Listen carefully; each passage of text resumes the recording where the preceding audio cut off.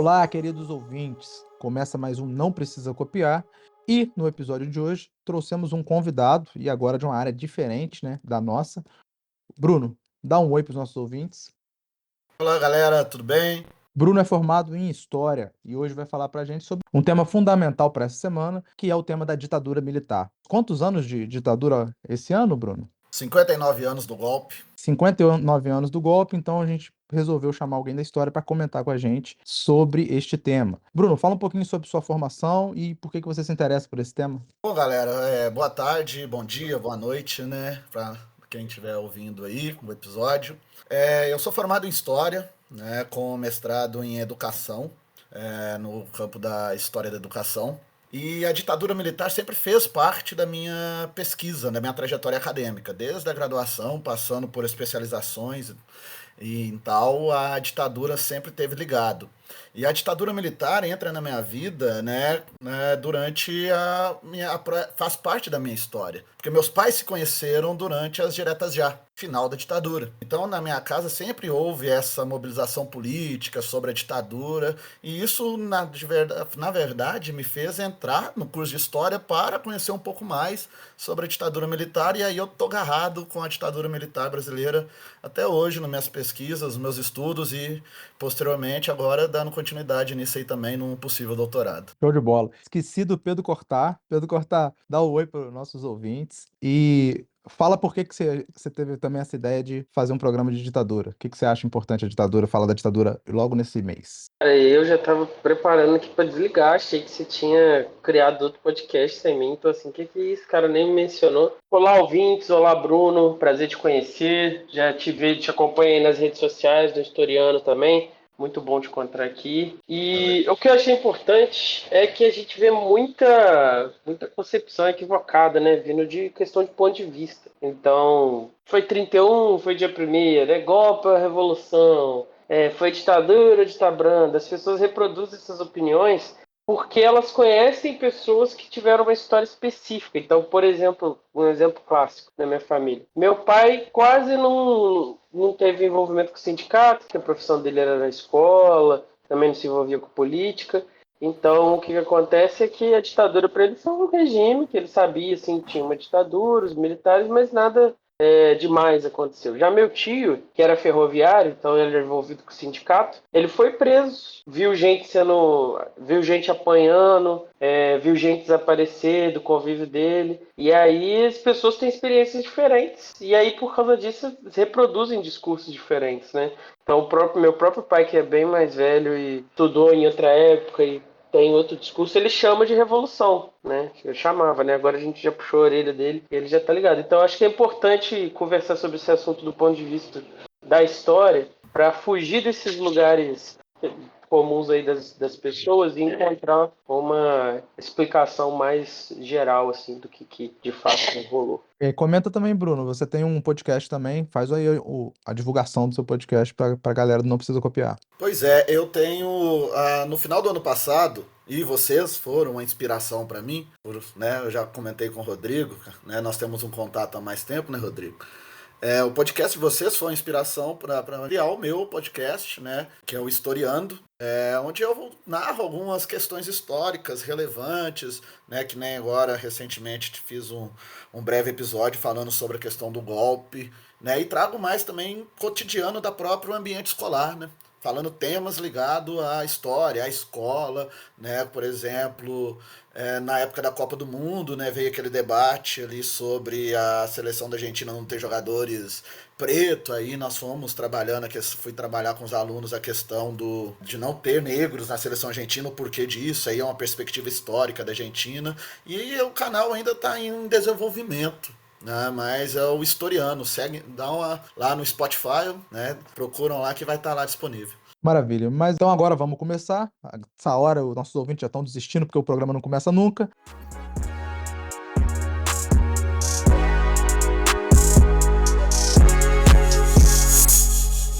Bruno, você quer fazer alguma pergunta inicial, Pedro? Acho que você já pensou em algumas coisas. Vamos começar direto com é golpe ou não é golpe? É golpe ou é revolução? Essa seria a minha pergunta aí. E aí, Bruno, então vamos começar com O essa pessoal pergunta. fala disso de revolução, contra-revolução, e aí como é que funciona isso na verdade? Foi golpe, não foi revolução, foi golpe. Né? Porque conceitualmente a gente tem que pensar nos dois conceitos. Né? O golpe, a revolução é uma mudança da estrutura imediata, de maneira imediata, né? da estrutura política, do sistema político, e no caso não houve esta modificação radical do sistema. Né?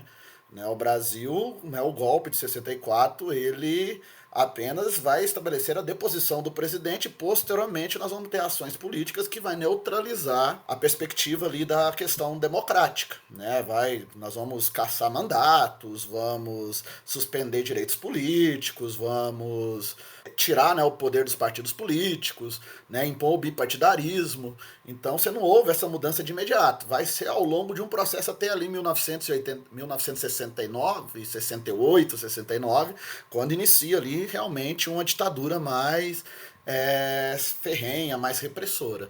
Mas foi golpe. Essa historinha de revolução é pro Mourão da vida, né? Porque recentemente, não sei se vocês viram, né? Nas últimas semanas, o ex-vice-presidente voltou a falar que a revolução salvou o Brasil de uma ameaça comunista. Né? Mas não é revolução, é golpe, e é golpe civil-militar. É bom a gente deixar isso claro. Golpe civil-militar. Vou fazer um pouco do papel do diabo nessa história, porque a gente teve também um outro evento, né, que foi chamado também de...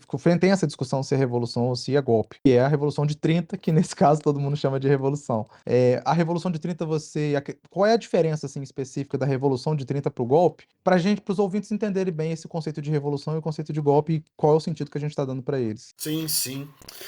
O movimento de 1930, né, que foi liderado pelo Getúlio Vargas, que nós chamamos de revolução, ela é designada revolução por causa dessa questão mesmo da modificação da própria estrutura política. O Getúlio Vargas, ele, com o apoio de militares, né, do movimento tenentista, dos militares de baixa patente, ele conseguiu estabelecer a deposição do então presidente, Washington Luiz, e impedir a posse do presidente eleito, que era o Júlio Prestes. E assim que o Vargas foi nomeado presidente provisório, né, tomou posse como presidente provisório, um presidente provisório que vai ficar no poder 4 anos, ele modificou toda a estrutura do sistema político brasileiro. Então houve uma modificação radical. Né? De imediato, o que ele fez? Ele vai decretar a intervenção nos estados, né? Vai destituir todos os governos estaduais, quebrar a lógica política das oligarquias, principalmente de Minas e São Paulo, e vai nomear interventores para comandar os estados. Né? E isso já modifica toda a estrutura política, manda suspender o Congresso Nacional na época, passa a governar a partir de decretos-leis, né, que é ele próprio legislar. Ou seja, o Vargas ele modificou toda a estrutura para construir um ambiente político no qual ele perpetuaria no poder. Tanto é que ele ficou 15 anos no poder de forma direta. Então, aqui ocorreu em 1930, foi uma revolução por causa desse sentido de você ter um processo imediato de modificação da estrutura política, né, que foi uma modificação totalmente radical.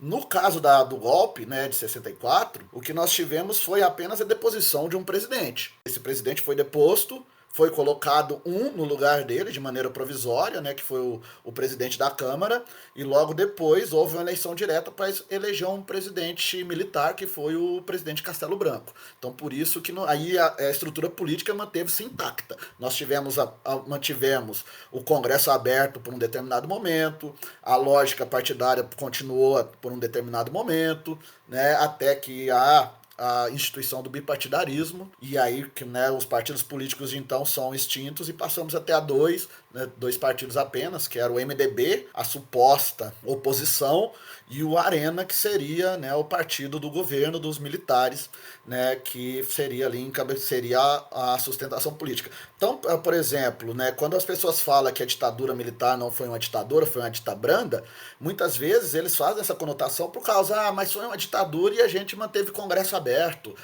Foi uma ditadura, mas nós tivemos partidos políticos. Mas era tudo, né, baseado numa ilusão. Não era uma democracia, não era uma democracia.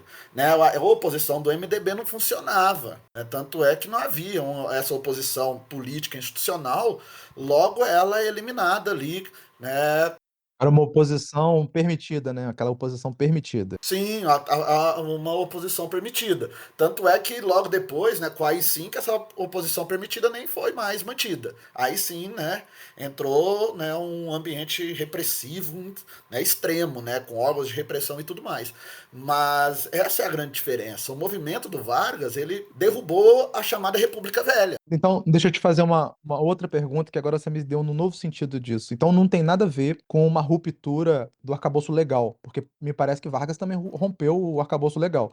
Tem a ver mais com uma transformação das estruturas, transformação radical das estruturas. Então, o rompimento na Revolução e no golpe, o rompimento da estrutura legal acontece nos dois casos. Mas a transformação e a velocidade e a radicalidade dessa transformação que vai determinar se foi um golpe ou se foi uma revolução. Seria isso? Exatamente, exatamente. Né? Então, por exemplo, se a gente for pensar, no Brasil nós somos um país de golpes, né? Ao longo da história, né, acho que o nosso processo de independência foi um golpe, né? Em 1822 foi um golpe que a elite brasileira, com o apoio de portugueses, deram no governo de Portugal. Mas no caso do Vargas, é isso aí, é exatamente isso. E na República foi outro golpe, né? Oi? E na República foi outro golpe. E a República é outro golpe. Né? República é golpe, a ascensão de Dom Pedro II é golpe, né? Fora as tentativas de golpe, né? Lá com Juscelino Kubitschek, né? O próprio Vargas em 54, né? Então você teve ali, o Brasil é o país dos golpes, né? Aí vem um debate, né, que não sei se vale a pena nós trazer aqui, em 2016, né? Já que nós estamos falando de golpes, muita gente tá, né, hoje coloca isso num debate. Mas e acho que isso é assunto para próximos episódios, vamos dizer assim, né? E Rodrigo, ele já tá preparando aí o cantinho dele no NPC você viu? Humanidades. Já quer o segundo. Né? Eu acho que também, do que você falou, Rodrigo, é importante notar o elemento do grupo que está fora do poder e que toma o poder. Não só o tempo, mas também isso é importante. No caso do exército, ele é um grupo instituído do poder, ele vai para fora da sua margem legal de poder para tomar mais poder e para se manter no poder. Já no caso da Revolução, você tem ali aqueles grupos que estão ao redor do Getúlio que estão sendo excluídos daquela república oligárquica. Então eles vão lá e vão tomar o poder porque vão ver esse é claro que tem umas partes da galera que estava no poder antes, vai ver esse pacto traído e vai querer apoiar essa mudança aí. Então isso também acho que ajuda a ver a diferença de golpe e revolução.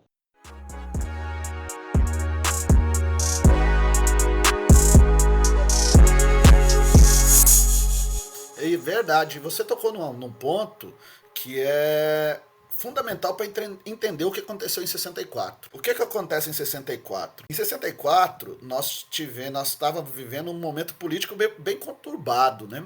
O momento político começou lá em 1961, com a renúncia do Jânio Quadros, né? Porque o golpe ele começa a ser germinado ali, 1961, quando o Jânio Quadros renuncia. A germinação do golpe que vai ocorrer em 64 está lá em 61. Alguns historiadores está até anterior a 61, está lá em 54, um atentado da Rua Toneleiros lá que culminou com o suicídio de Vargas. Para muitos historiadores, o suicídio de Vargas interrompeu um golpe que viria a acontecer 10 anos depois. E quem estava ali por detrás desse movimento eram os militares que estão fora da instância de poder, que os militares eles não são instância de poder, né, que vão se aliar com grupos conservadores da sociedade. Né? Tanto o 61, quando o Jânio Quadros renuncia, o que acontece?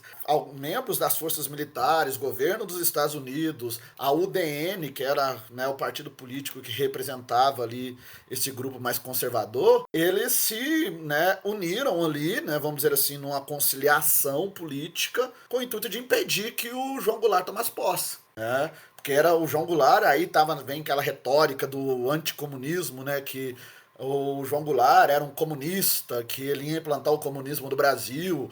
Aí tem né, a situação do João Goulart, tá na China no dia da renúncia, né, fechando acordos comerciais. E a situação, né, se armou um golpe ali, né, com o aval do Exército. Só por que esse golpe não aconteceu em 61? Porque entrou em cena o tal de Leonel Brizola. O Leonel Brizola entra em cena com a campanha da legalidade. Antes Famosa campanha da legalidade, que tem um filme excelente com a Cleo Pires, muito bom. Sim, sim, né? E aí o que acontece? Antes do movimento golpista ganhar corpo, ganhar as ruas e estabelecer a tomada do poder para impedir o João Goulart de assumir, o que ocorre? A campanha da legalidade do Leonel Brizola ganha as ruas, vamos dizer assim, a partir das emissoras de rádio, defendendo a legalidade constitucional. E obriga o Terceiro Exército também a ser um legalista, né? Constrange o Terceiro Exército a entrar na campanha da legalidade. Porque o Exército viu que havia um movimento legalista e como que ele é um órgão institucionalizado dentro de uma base legalista, né? Pertence ao Estado brasileiro, como que ele ia se posicionar naquele momento, sendo que havia uma movimentação imensa dessa defesa pela legalidade. Bom, e aí o que acontece? Aí entra a tal da conciliação. Porque eu acho que para entender o que acontece no Brasil politicamente, principalmente nesse momento, é importante a gente ter noção do conceito de cultura política em nosso país, né? E aí quando eu penso no conceito de cultura política dentro do ambiente político nacional, ele é sustentado por dois elementos. É a acomodação e conciliação, né? O Brasil, politicamente, ele é constituído disso. E o que acontece, então? Nessa eminente tentativa de golpe, e para solucionar o problema da crise, o que se buscou? Uma conciliação. Uma conciliação entre as forças conservadoras e a galera ali ligado ao João Goulart, principalmente encabeçado ali pelo Brizola. E aí que vai levar ao parlamentarismo. Né, a conciliação. Então, peraí, deixa eu ver se eu entendi uma coisa. Você tá falando que a cultura política brasileira é de um bando de frouxo. Esse é o isso. ponto. É isso. Ô Esse é o Bruno, ponto. a gente sempre falou, a gente nunca teve um conceito correto, mas a gente sempre brincou que estudando a história do Brasil a gente vê que é uma grande história de truco, né? As pessoas pedem truco e se o outro decidir cobrar, você desiste. É sempre assim. Aí quando alguém não cobra, as coisas vão pra frente. Quando alguém cobra, o pessoal, ferrou. Blefei e não deu certo. E agora a gente descobriu por quê, Rodrigo. Acomodação e como é que é o outro, Bruno? Conciliação. Aí você vê, o Getúlio pediu truco, venceu. O Brizola pediu truco, venceu. Exato. O Jango não pediu truco, perdeu. A Dilma não pediu truco, perdeu. Exatamente. Os militares não pediram truco lá no final e perderam. Lá no fim da ditadura. Porque então, houve essa conciliação vai nos levar ao parlamentarismo.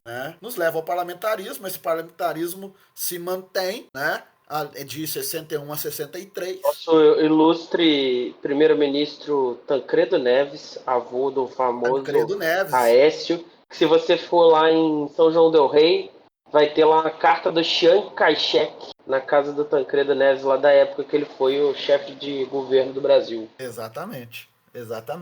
Né? Tancredo é nomeado primeiro-ministro, nós vamos ter outros, né? Não vai ficar só no Tancredo. Mas ele é o mais simbólico porque ele foi o primeiro e tal. E aí o João Goulart, essa conciliação leva o João Goulart a assumir a presidência da República. Com poderes limitadíssimos. Então, isso se mantém até 63. Em 63, há o tal do plebiscito. E aí o plebiscito de 63 leva os brasileiros às urnas para votar no sistema político que eles almejam para o país. Parlamentarismo ou presidencialismo. Aí tá em jogo os dois projetos. O projeto de interrupção do governo Jango, que está ali nas mãos da UDN, ali com o parlamentarismo, feito nessa conciliação, e tal presidencialismo que o Jango quer que vença para voltar a ter poderes presidenciais constituídos. Inclusive, parece que o Brizola fica puto com o Jango, né? Dele ter voltado e aceitado o parlamentarismo. Sim. Fica puto, Fica puto. É o tal da conciliação. É a conciliação e acomodação, tá vendo, galera? Eles vão conciliar aqui e vamos acomodar. E ficar, deixa ver o que vai acontecer, E foi. E aí o que acontece? Vence o presidencialismo em 63, Deixando os golpistas ainda mais uriçados, né? Exatamente, vence o presidencialismo e o João Goulart não perde tempo, O que o João Goulart, então, embarca? Bom, agora eu sou presidente, com poderes constitucionais garantidos. O que eu vou fazer? Eu já logo vou lançar uma proposta de reformular todo o Estado brasileiro. Então, ele lança ali as reformas de base. a proposta das reformas de base, né? Que era que conjunto de reformas, reforma educacional, reforma política, reforma urbana, Reforma reforma agrária. agrária. E o interessante, Bruno, eu sempre quis perguntar isso. Essas reformas que todo mundo estava falando que eram reformas comunistas no governo João, são reformas do capitalismo, né? Da burguesia do capitalismo. As reformas burguesas fizeram essas coisas. Então, assim, para mostrar também um pouco dessa cultura brasileira estranha, né? Que entende uma reforma burguesa como socialismo. Então, fala um pouco sobre isso. Sim, sim, né? Então, veio esse conjunto dessas reformas, então, e aí isso vai deixar a galera, a ala conservadora golpista do país, né, de cabelo em pé. Pô, o cara vai me propor reforma agrária, né? Pô, o cara quer mudar, desocupar áreas, né, nas cidades para fazer moradia popular para pobre, né? O cara quer criar um programa para combater o analfabetismo. Era Paulo Freire, galera, era o programa Paulo Freire, né? Que ia entrar nessa aí lá no planejamento. E isso oriçou essa galera, né? Essas reformas de base, elas são comunistas. E onde que eles pegam que essas reformas de base é comunista, né? O historiador Carlos Fico tem um livrozinho que ele nos explica isso, porque a ideia das reformas era algo que estava ligado ao Partido Comunista Brasileiro lá na época de... como que chama? Luiz Carlos Prestes, né? Essas ideias já estavam lá. Mas, como o Rodrigo se colocou, Rodrigo, isso é uma reformas que a ala liberal sempre fez em outros países, né? Ou seja, no Brasil, o que o governo colocava que seriam essas reformas? São reformas de cunho nacionalistas para desenvolver o país. Não tem nada de comunismo, né? Não houve, o Brasil nunca houve uma ameaça comunista efetiva, né? Não tem isso na nossa história. Isso Inclusive, só se viu...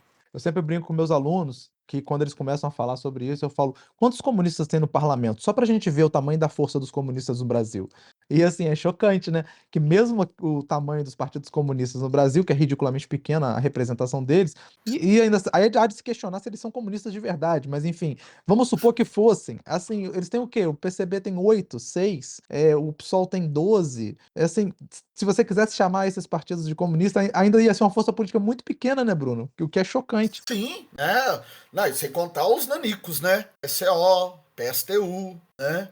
Que não tem nem representatividade. PCB, o partido mais antigo do Brasil, não tem representatividade política hoje.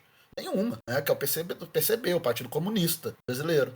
Então veio essa retórica. Mas isso tinha uma explicação, né? Nós estávamos vivendo Guerra Fria. E esse grupo conservador estava lambendo botas para os Estados Unidos. E havia um projeto anticomunista dos Estados Unidos na América Latina. Ainda mais depois da Revolução Cubana, né? Então, os Estados Unidos estão por detrás desse golpe que vai acontecer em 64, né? E aí, com as reformas de base, o que acontece, né? Vai acontecer uma movimentação para início de uma conspiração dessas forças conservadoras. Aí, o que eu delimito aqui como forças conservadoras nesse momento? A UDN, sendo a representatividade política dessa força, os militares, né? A mídia. Jamais podemos esquecer do editorial da Globo em 64, escrito pelo senhor Dr. Roberto Marinho, onde ele deixou explícito o apoio à revolução para colocar a ordem democrática do Brasil nos eixos. Quer dizer, tem editorialzinho da Folha de São Paulo, igual hoje em dia, só que antigamente era do Globo. Era no Globo, né? Tanto é que 30 e tantos anos depois, lá William Bonner no Jornal Nacional pedindo desculpa por causa desse editorial. Um erro, né? Mas estavam lá apoiando o golpe, né? A Igreja Católica, membros da Igreja Católica mais conservadora estavam lá apoiando, né, este movimento, né? Tanto a minha possível próxima pesquisa de doutorado vai tocar nisso, que é o anticomunismo católico da época, né? Ou seja, eles se uniram para conspirar com qual temos que idealizar uma ação política para interromper a ameaça comunista, né? Ou seja, só que na lógica, o que é o golpe, né? O professor Carlos Fico volta a dizer isso nesse livro que eu citei aqui. O golpe nada mais, nada menos é o quê? É a busca de ascensão do poder daquele grupo político que não tinha votos. No caso, a UDN.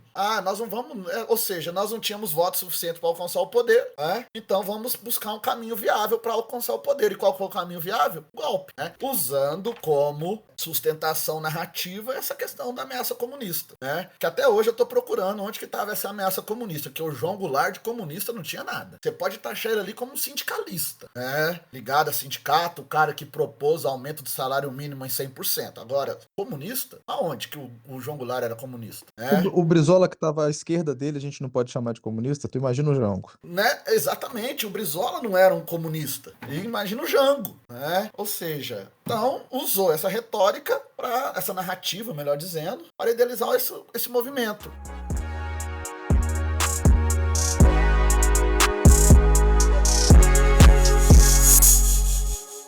Tem 2 episódios que são fundamentais para entender o que vai acontecer ali em 64, ele no dia 1º de abril, né? É bom deixar claro, né? O golpe aconteceu no dia 1º de abril, né? 2 episódios antes disso, né, que são fundamentais para entender vamos dizer assim, o checkmate para se dar o golpe. O primeiro é o comício da Central do Brasil, né, que foi um evento no qual João Goulart e outras lideranças mais progressistas, né, foram para realizar um comício na Central do Brasil, no Rio de Janeiro, defendendo as reformas de base. E houve uma adesão, né, imensa nesse comício. E isso assustou. Opa, tem parte significativa da sociedade apoiando essas reformas. Ou seja, a partir dali, o que se percebe? A partir do comício ali da Central do Brasil, se percebe 2 pontos. Um ponto interessante. O Brasil estava vivendo uma divisão polarizada. O que hoje a galera fala, no Brasil está polarizado, o Brasil está polarizado politicamente desde sempre. Não é de agora. E durante esse período tinha claramente uma polarização ali. Tanto é que meses depois do comício, você vai ter lá aquelas marchas de Deus pela família e liberdade. Que é ao contrário, era uma posição contrária ali contra as reformas de base. Então esse é o ponto, o primeiro ponto. Opa, as reformas de base pode ter uma força política aí. O segundo ponto, que, né, vai estabelecer o checkmate pro golpe, tem a ver com a crise militar. Não sei se vocês já ouviram falar dessa crise militar já. Eu ouvi muito falar sobre tinha um nome, um negócio que o Jango tinha com os militares, o aparelho militar, ou não sei o que, mas militar. Como é que é o nome disso? Que o Jango tinha tudo preparado, que teoricamente seria impossível dar um golpe. Que ele tinha um sistema dentro do meio militar que ia proteger ele. Sim, sim. Né? E essa ideia aí que o Jango tinha ali, a ala dos militares que iria proteger, isso estava muito ligado ao Rio Grande do Sul. Tanto é que daqui para frente, mais para frente, nós vamos falar disso mais especificamente. Mas o que acontece na tal crise militar? Em março de 64, houve uma manifestação de marinheiros de baixa patente na cidade do Rio de Janeiro, se eu não me engano. E você sabe que militar não pode manifestar, não pode fazer manifestação, não pode se fazer protesto e tal. Esses grupos de marinheiros fizeram. E o que ocorreu? O então ministro da Marinha manda prender esses marinheiros que tinham participado desse manifesto, dessa manifestação. O João Goulart intervém nessa situação. O que o João Goulart faz? Ele demite o ministro da Marinha da época, que tinha mandado prender os marinheiros, e anistia os marinheiros que foram presos. Libertam eles. Isso dentro da estrutura militar foi visto como a quebra da hierarquia militar. Porque isso, de certa forma, foi o presidente da República, que, por sinal, é o comandante em chefe das Forças Armadas, passando por cima de uma ação interna da Marinha. Isso é o ponto-chave que os militares literalmente se unem. Ali, com essa demissão, essa anistia a esses marinheiros, fortalece o movimento conspirador. E aí chega esse movimento conspirador em lideranças políticas. Aí chega a Minas Gerais. Mas me diz uma coisa, Bruno. Eles usaram isso como uma desculpa? Ou isso foi realmente uma ofensa forte a eles a ponto de virar militares que eram da base de apoio do João? Isso foi visto como uma ofensa. Uma quebra de hierarquia. Uma ofensa muito forte dentro dessa estrutura. Aí o que resta ao João Goulart? O que militarmente restou ao João Goulart, foi o aparato militar que era sustentado ali, apoiado ali pelo Brizola, lá no Rio Grande do Sul. Aí vamos fazer um pensamento, uma dedução aqui. Será que era o suficiente para impedir o golpe? Então ali restou, e possivelmente outros militares isolados em alguns estados, mas o foco da possível resistência militar agora ficou ali preso ao Rio Grande do Sul, depois dessa movimentação aí do João Goulart. Sabe aquele livro História do Brasil, uma biografia? Vocês conhecem? Da Lilia Schwartz? Eu tô com ele baixado, mas não li ainda. Lá lá no Eu não capítulo que conheço. fala sobre a ditadura militar, tem as autoras do livro, que é a Heloísa Starling e a Lilia Schwartz, detalha esse processo, essa questão aí dessa quebra da hierarquia como um ponto fundamental para sustentar o movimento de conspiração. Sustentou o movimento de conspiração. E aí isso chega a políticos. E onde que vai chegar? Vai chegar a Minas Gerais. Com quem? Com liderança política da época aqui. O Magalhães Pinto, governador do estado. O cara que dá nome ao estádio do Mineirão. Se na Argentina os golpistas foram todos, a história dos golpistas foram todas apagadas, né? Generais presos, no Brasil, aí, estádio governador Magalhães Pinto. É o cara que politicamente vai fechar a conspiração e iniciar o golpe. É ele que dá o pontapé inicial, juntamente com um conterrâneo aí de vocês, da ala militar, né, que é o general Olímpio Mourão. Então, o Juiz de Fora tá efetivamente presente no golpe de 64. Olha o Magalhães Pinto sendo o mentor do ato final para iniciar a tomada de poder. O governo de Minas é o primeiro governo, na época, de certa forma, a se posicionar contrário ao governo do governo brasileiro. Tanto é que a movimentação das tropas do Mourão aí, Juiz de Fora, só acontece depois que o Magalhães Pinto se posiciona. Vamos derrubar o João Goulart, né? Pô, é uma história de frouxidão mesmo, né? Tem que esperar o outro cara confirmar. Enquanto isso, você não vai. Exatamente. Ô Pedro, eu não sei se você sabe, eu tô lendo daquele A Ditadura Envergonhada, do Hélio Gaspari, né, que é o primeiro livro lá da quadrilogia, quintologia, não sei. E aí ele comenta que sabe quem que eles mandaram pra interceptar o Mourão? O Brilhante Ustra. O Brilhante Ustra era o cara responsável por parar o golpe. É genial um negócio desse. O cara que vai liderar o doicode daqui a pouco. Pelo amor de Deus. E isso aí deve ter sido feito de propósito, porque Não, foi o Jango. O Jango mandou o Brilhante Ustra. Foi o governo pelo que amor mandou o de Brilhante Deus. Ustra. Não, e a gente Pois é. sabe pela história que tinha militares legalistas, né? Gente que resistiu a várias tentativas de golpe que teve, tipo, por exemplo, com o JK. Então existiam esses militares aí. Então podia ter mandado um desses caras, mas não, mandaram logo quem? Faltou o Henrique Lott, né, nessa história, né, na época do JK, que Exato. impediu 2 Glorioso Henrique golpes, Lott. né? Tem o Roda Viva do Darcy Ribeiro, que é genial. O Darcy, nessa época, ele era Casa Civil. Casa Civil? Acho que era Casa Civil, quer dizer, era o segundo no comando do governo Jango. E aí, sabe o que o Darcy Ribeiro propôs e o Jango não quis? Que fosse com um helicóptero lá lamber a tropa do Mourão com a metralhadora. Só assim, só perto. Não ia atacar em ninguém, não. Só pra mostrar pra eles como é que era o rolê. E aí, só nisso daí, eles já iam embora, sair correndo, porque a tropa que tava junto com o Mourão, eles tinham 3 meses de treinamento, eles tinham acabado de chegar. Eles não estavam preparados para enfrentar um golpe de Estado. Só que é aquilo, né? Ninguém quis dar truco. Você tá de brincadeira que a tropa que começou o golpe era um Uhum. bando de recruta com 3 meses de Aham, treino. Hélio Gaspari disse isso. Quer dizer, o Darcy Ribeiro Cara, disse isso. quanto mais a gente olha pra história do Brasil, mais absurdo fica. Eu posso confirmar a fala do Rodrigo que ano passado, durante o processo eleitoral, o meu irmão, ele foi tradutor de uns jornalistas franceses aqui no Brasil, e eles foram a Juiz de Fora entrevistar um general da reserva em Juiz de Fora. Sabe o que o general era? Ele era um dos soldados que estava lá na tropa do Mourão, em 64. E ele fala, ele tinha pouquíssimos meses de exército. Nossa senhora, olha aí, fonte primária então. Né? Então, e o cara relatou como que foi. Eles estavam lá, né? Depois eu posso até disponibilizar o link da reportagem. É jornalista, então tá disponível. Depois você manda pra gente publicar, pô, bem legal. Sim. Tá em francês, né? O texto, Aí, mas é aí, um Google Tradutor. aí você complica pra gente, Bruno. Eu peço meu irmão, ele tava lá na fonte, ele ouviu tudo, né? E aí o cara explicou, hoje ele é general da reserva, né? E ele explicou, eu tinha, menos de um ano que eu tava em Juiz de Fora, Compensa, né? e nós fomos... Oi? Falei que o golpe compensa. Exatamente. E eles foram, vamos descer aqui, vamos chegar ao Rio de Janeiro e dar a intervenção militar. E foram, né? Como o Rodrigo falou, não houve disponibilidade para intervir nesse momento. E aí o que acontece, né? Quando as tropas estão em direção ao Rio de Janeiro, na madrugada do dia 31 para o dia 1º, né? Começa uma movimentação política em Brasília, né?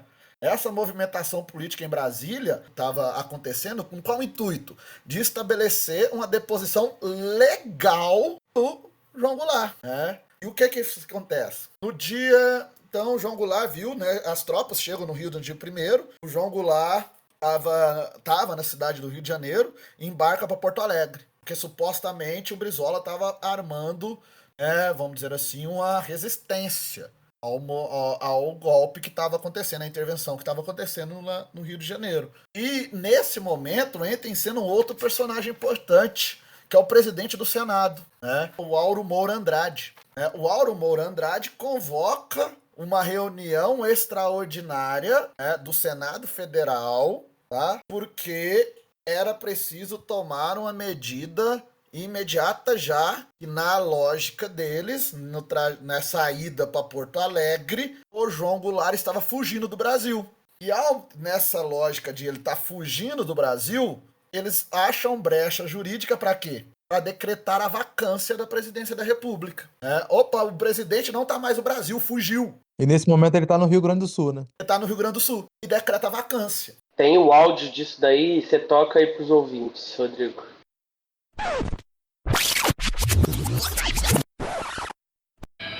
Atenção. O senhor presidente da República deixou a sede do governo. Deixou a nação acéfala.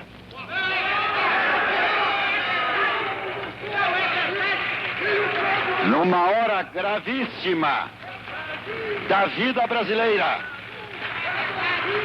em que é mister que o chefe de Estado permaneça à frente do seu governo. Abandonou o governo. E esta comunicação faço ao Congresso Nacional.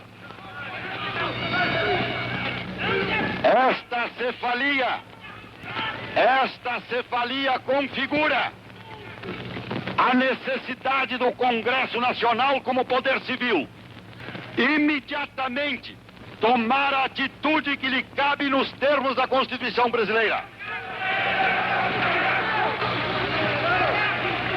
Para o fim de restaurar nesta pátria conturbada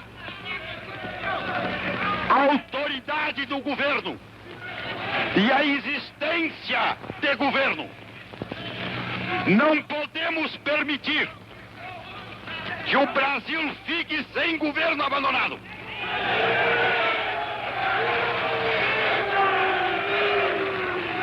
Há sob a nossa responsabilidade a população do Brasil, o povo, a ordem. Assim sendo, declaro vaga a presidência da República.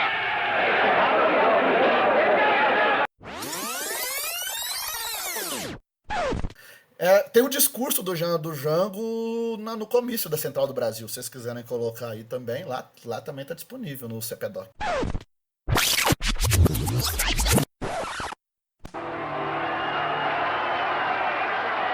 Trabalhadores do campo já poderão então ter concretizada, embora em parte, a sua mais sentida e justa reivindicação, aquela que dará um pedaço de terra própria para ele trabalhar, um pedaço de terra para ele cultivar. Aí então, o trabalhador e a sua família sofrida, irá trabalhar para ele, porque até aqui ele trabalha para os donos da terra que ele aluga, ou para os donos da terra que ele entrega sua produção. Hoje, com o alto testemunho da nação e com a solidariedade do povo, reunido na praça que só o povo pertence, o governo, que é também o povo e que também só o povo pertence, reafirma seus propósitos inabaláveis de lutar com todas as suas forças pela reforma da sociedade brasileira. Não apenas pela reforma agrária, mas pela reforma tributária, pela reforma eleitoral ampla, pelo voto do analfabeto, pela elegibilidade de todos os brasileiros, pela pureza da vida democrática, pela emancipação econômica, pela justiça social e ao lado do povo pelo progresso do Brasil.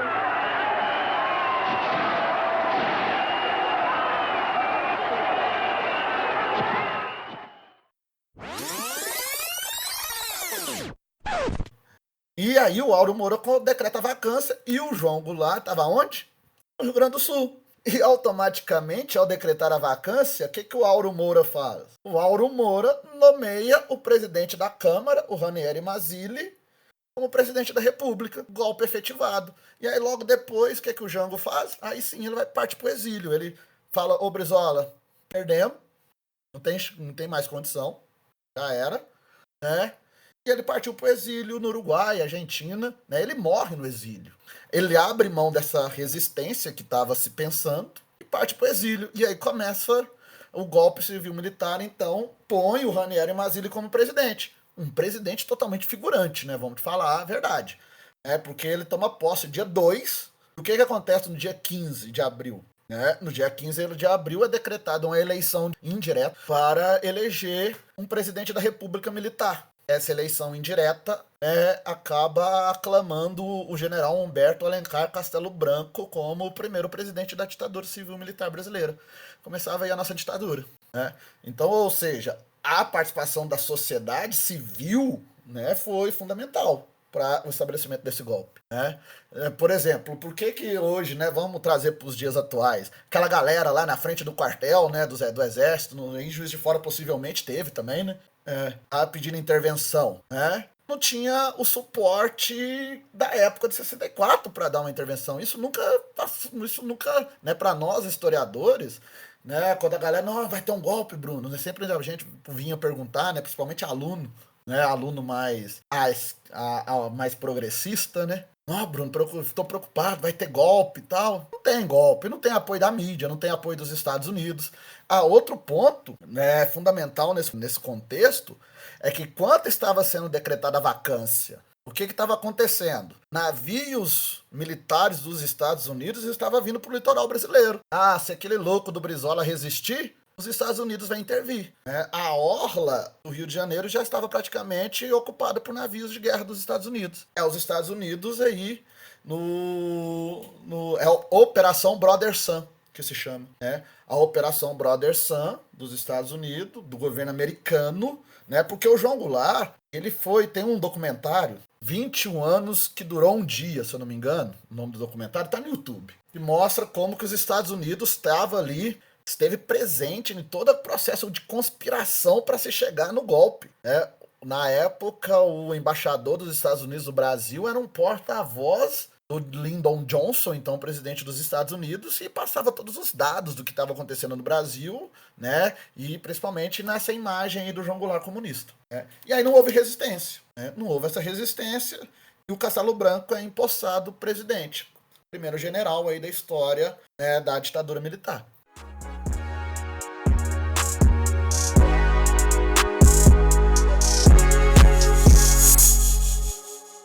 Uma pergunta sobre o Castelo. Eu tô lendo lá esse livro do Gaspari, e aí ele comenta que, aparentemente, eu acho que é isso, eu quero que você me confirme, o Castelo tinha realmente o desejo de redemocratizar. Ele achava realmente que deveria ser algo transitório, e outras forças levaram a ditadura a se perpetuar. Como é que você faz a leitura disso? Sim, o Castelo Branco, apesar que o governo é no governo do Castelo Branco, porque a ditadura militar, eu costumo dividir ela, Bruno, em 3 momentos. Que é a primeira fase durante o governo do Castelo Branco, que é ali a construção do Estado autoritário, e nesse primeiro momento, no discurso, realmente, o nosso amigo, coleguinha Castelo Branco, via essa possibilidade. Vamos manter uma estrutura autoritária para combater o comunismo, e isso servir de transição a um pequeno prazo para a democracia do Brasil. Tanto é que se tinha expectativa que aconteceria eleições, posterior ao governo ali do Castelo Branco. Se tinha ideias que tinha em mente que haveria uma eleição. Tanto é que o primeiro movimento de oposição à ditadura militar brasileira foi um movimento político chamado Frente Ampla, que uniu JK, Carlos Lacerda, da UDN, que tinha apoiado o golpe, Brizola, colocou os, né, antagônicos no mesmo grupo para fortalecer uma frente ampla e, quem sabe, almejar uma retomada do processo democrático. Todos tiveram seus mandatos cassados, né? E onde que foi...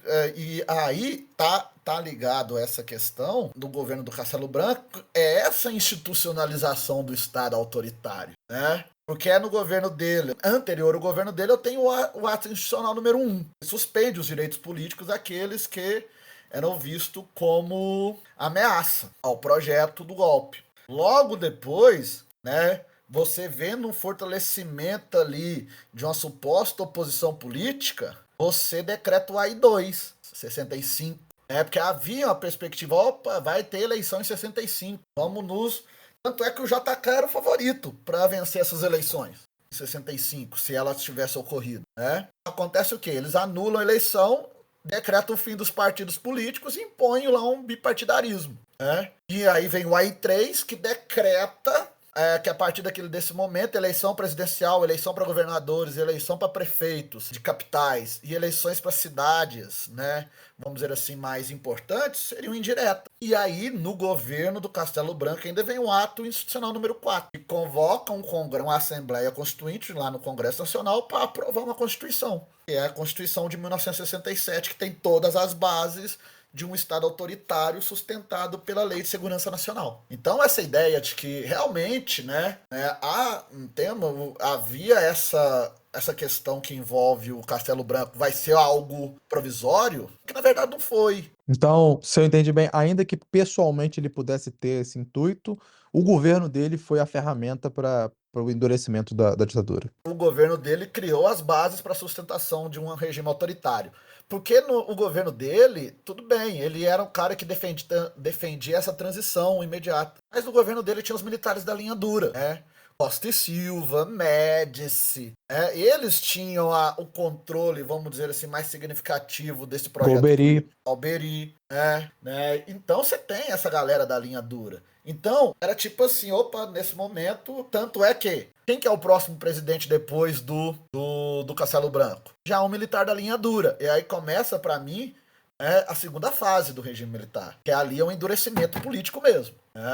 É quando a linha dura chega ao poder, que aí é o que, né, nós delimitamos de anos de chumbo, né? Que vai ali de 67 a 74, 75, né?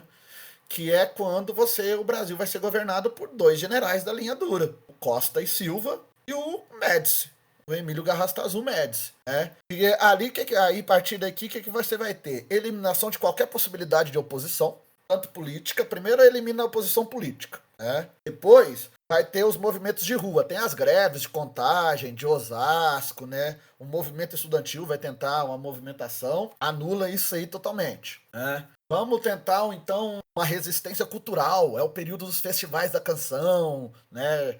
Gil, Chico, André, né? Então a cultura também vai tentar se movimentar ali, elimina ela também rapidamente. Por quê? Porque a partir da chegada do Costa e Silva no poder, você tem a construção, aí sim, do aparelho repressivo. Se o Castelo Branco estabeleceu a base institucional para sustentar o regime lá no governo dele, o governo Costa e Silva, o governo Médici, impõe os aparelhos repressivos. É o fortalecimento dos órgãos de investigação, né, de inteligência. Todos vamos ter aí, né, Exército, Marinha, SNI.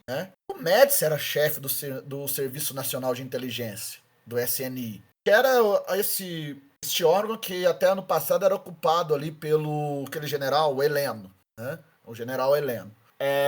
Você vai instrumentar a censura, a censura vai estar ligada à Polícia Federal, Departamento de Diversões Públicas, e os órgãos, vai ser o auge dos órgãos de tortura, OPS, DOI-CODE, OBAN, Operação Bandeirante, DOI-CODE, que vai ser chefiado aí pelo pelo brilhante Ustra, até que vem o AI-5. E aí é o fechamento total. 13 de dezembro de 1968. O AI-5 derruba totalmente a possibilidade de uma democracia. Tanto é que a historiografia trata o ato institucional número 5 de o golpe sobre o golpe. E aí fechou tudo. Opa, Brasil realmente agora passa a ser uma ditadura, né, na sua essência. Inclusive no livro do Gaspar, eu acho que é de ditadura envergonhado primeiro, e o segundo é de escancarada, eu acho que é esse o termo que ele Isso. usa. Uhum. Porque aí escancara, de vez. Você sente o partido do ato institucional escancara, né? Elimina direitos naturais, liberdades individuais, habeas corpus, censura funcionando de pau arriado, né? Tortura. E aí, o que resta pra oposição fazer nesse momento?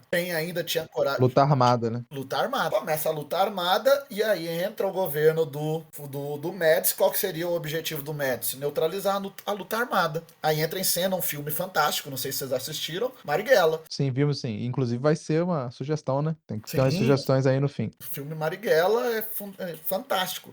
Só pra mim tem dois filmes que mostram muito bem esse período, né? E dessa luta armada. É um mais antigo, que é o Que é Isso, Companheiro? Filme muito bom também. E o Marighella. O Marighella me surpreendeu, o filme Marighella em si. Porque eu já tinha lido o livro, que ele é baseado no livro, e o livro tá ali no filme. Muito bom, né? Bom, aí restou a luta armada, os grupos guerrilheiros, né? Carlos Marighella, Carlos Lamarca, o movimento dos religiosos ali, né? Os freios ali, né? É o que restou, né? Era a única alternativa de fazer esta luta armada. E aí, este autoritarismo, essa repressão do governo Médici era sustentado por duas condições, né? Porque você tá vivendo esse ambiente repressivo, mas a sociedade tá assim, o que tá acontecendo no Brasil e tal? Uma era propaganda ufanista, né? Nós vamos lembrar que, né, o senhor Silvio Santos, na época, era um dos caras que fazia propaganda ufanista aí, sem né? Tanto é que ele conseguiu a concessão do SBT por puxar saco dos militares, vamos falar assim, né? Tinha um programa lá que o Silvio Santos fazia, né, tal, era a Semana do Presidente, no programa dele, né? Então... Que doideira, eu não sabia disso não. Oi? Eu não sabia disso não, que doideira. Sim, né, o Silvio Santos, ele tinha um programa, se eu não me engano, na Globo, nessa época, a Rede Globo, ele não tinha um SBT ainda, e o programa Silvio Santos, que passava aos domingos na Globo, né,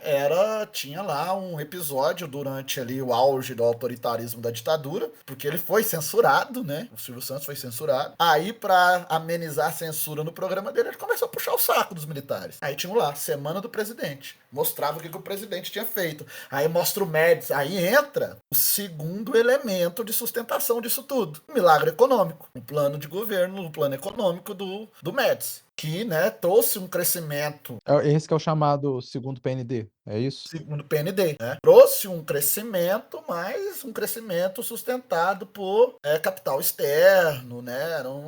E enquanto que davam suporte ali, sustentava ali uma classe média, uma elite do Brasil. Que, né, você tem já no mesmo tempo que uma concentração de renda gigantesca nessa época. Bom, mas e aí sustentou esse governo. Até que o milagre ruiu, né, com a crise do petróleo. Aí entra na segunda fase. E aí esse autoritarismo exacerbado, né, escancarado, ele começa a ser questionado na sociedade. Opa, e tá, ele começa a ser questionado. E aí entra essa última fase do regime militar, que foi ali o período da abertura lenta, segura e gradual. O governo Geisel, né, que é a volta dos castelistas ao poder, né, o grupo do Castelo Branco. O Geisel era ligado ao grupo do Castelo Branco. E aí caminha aí para um processo de abertura que se culmina ali no governo Figueiredo, com a mentirosa lei da anistia, né? Que é uma outra conciliação e acomodação que nós vamos ter nesse processo, né? Porque a lei de anistia é uma conciliação entre forças opositoras e forças governistas. Vai ter anistia, mas a anistia tem que embarcar todo mundo, inclusive nós, agentes do Estado Militar. Ela só foi aprovada por essa conciliação. E o interessante é que quando você é jovem e vê isso a primeira vez, você acha razoável, né? Vai sair perseguição, vai acabar. Aí você cresce, sabe, descobre sobre os outros países e você vê como os outros países resolveram isso completamente diferente. E aí você ficou horrorizado com o tanto de bandido terrível que a gente deixou livre. Inclusive, mais uma indicação aí lembrar no fim. Argentina 1975, né? Exatamente, né? E aí veio o processo aí veio a transição para a democracia. Aí entra em cena o tal do presidente que dizia, né? Prefiro ao cheiro dos cavalos que o cheiro do povo. Mas a ditadura já não dava para mais sustentar. Crise econômica, a ditadura nos leva à hiperinflação dos anos 80, né? É a ditadura militar que nos leva a essa hiperinflação, que outro conterrâneo de vocês aí de Juiz de Fora que vai eliminar isso. Com o Plano Real lá, o Itamar Franco no governo dele. A ditadura termina fracassada, né? O Rodrigo tá lendo aí os livros do Gaspari. O último livro acho que toca nesse sentido. A ditadura tá fracassada, não tem como mais sustentar.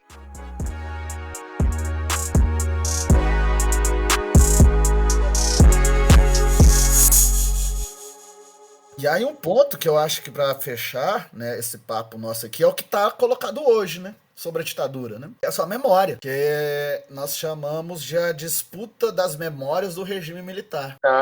Especialmente depois do último governo, constantemente sendo contestada, né?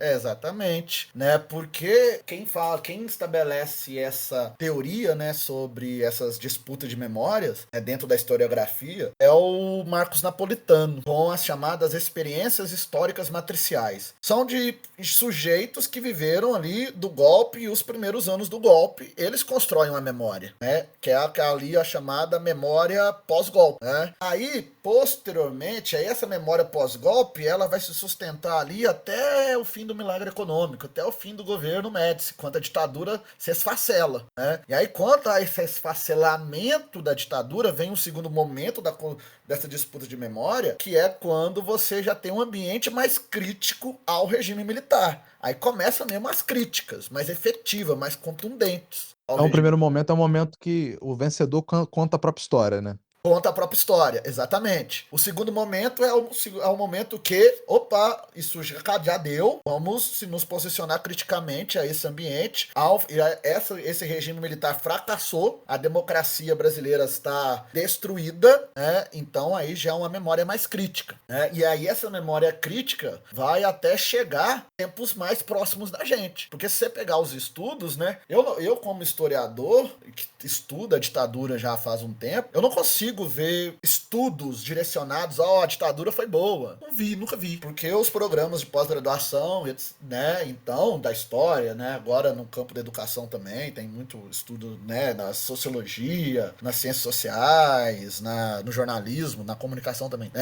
Direcionado a esse ponto crítico, é a memória crítica, de posicionamento crítico ao regime. E aí vem o governo Dilma. E aí o governo Dilma estabelece a chamada memória construída pelo Estado, que é a Comissão Nacional da Verdade. É aí que possivelmente, né, já tem historiadores defendendo essa tese, que há o rompimento, né, de militares em relação aos governos do Partido dos Trabalhadores, porque para muitos a Comissão Nacional da Verdade é uma vingança. Eles não aceitaram a Comissão Nacional da Verdade. Quem dera fosse. Quem dera não fosse. fosse só uma comissão, fosse realmente um tribunal, né? Quebrar a lei da anistia, né, Rodrigo? Anular a lei da anistia e punir, né? Então, essa memória constituída pelo Estado, que no final dá um relatório, né, que é um camalhaço de páginas, né, que delimita que houve sim mortes oriundas nos campos de tortura, mais de 400 mortas, mais de 4.000 pessoas desaparecidas. É a memória construída pelo Estado. E hoje nós estamos vivendo qual memória? E é a memória perigosa. É a do revisionismo, mas é o revisionismo da extrema-direita, né? Que é o da negação, do saudosismo, né?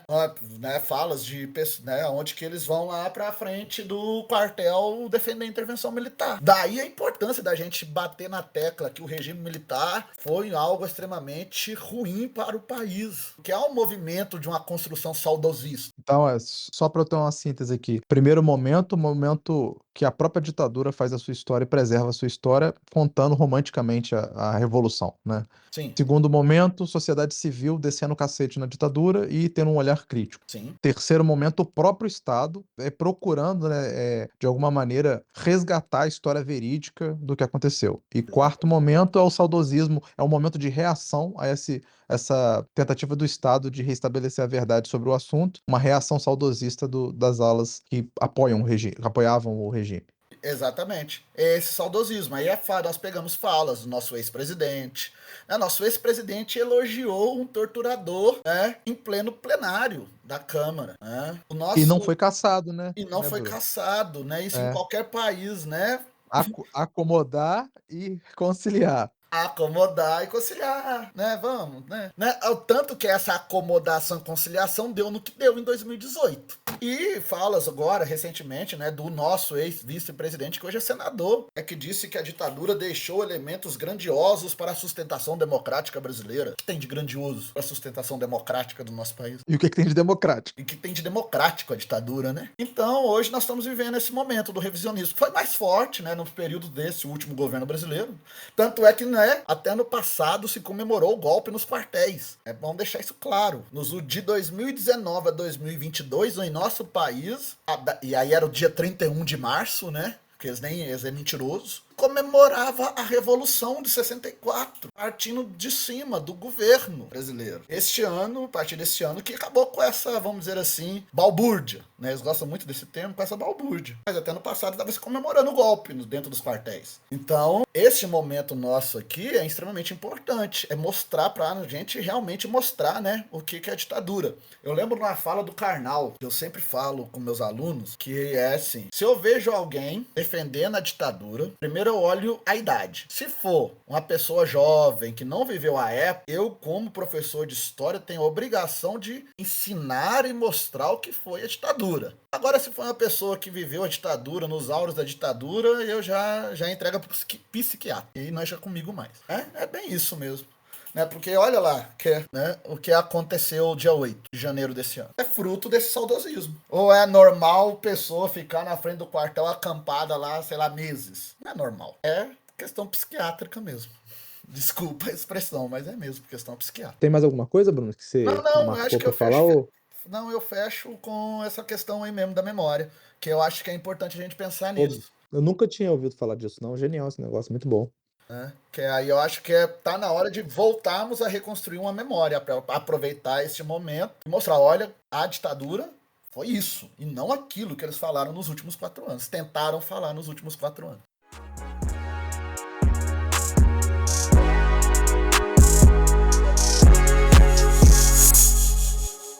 Bruno, indicações de livros e filmes sobre a ditadura. Tenho vários para indicar, mas eu vou indicar aqui os que eu acho hoje fundamentais. Livros, né?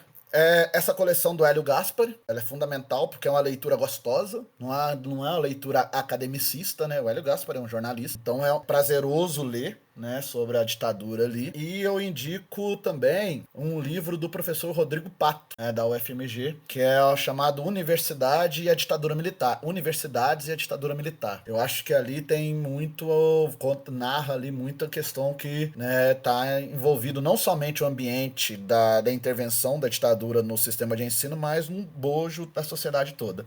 E filme, são 2 filmes que para mim são clássicos, né? Que é o Que É Isso, Companheiro, né, que concorreu ao Oscar né? E o Marighella. Acho Esse aí você pode indicar o filme e o livro. O livro também é bem tranquilo de ler.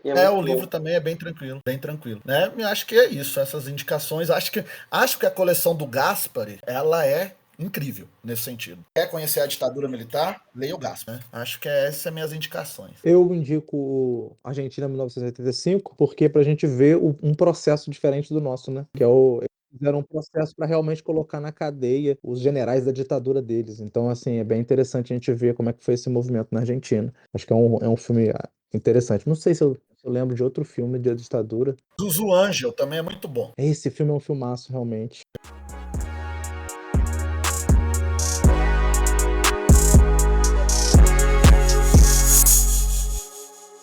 Então foi isso, pessoal. Muito obrigado por ouvir a gente. O Bruno vai voltar aí para falar de outros temas, com certeza, quando a gente for fazer episódios sobre história. E pode se despedir, Bruno. Eu só quero agradecer a oportunidade, né, de trazer um tema que está muito presente na minha vida, né, como historiador, né, e deixar aqui, né, esse recado aí, né, que a ditadura militar, ela foi uma ditadura, né, e ela foi extremamente prejudicial para o desenvolvimento da história política brasileira, né. Então, é agradecer mesmo a oportunidade. Valeu aí, galera. Muito obrigado, viu, por você vir. Pedrão, fala aí do nosso Pix e já despede do pessoal. Falou, Bruno. Prazer te conhecer. Foi uma excelente apresentação. Então, valeu.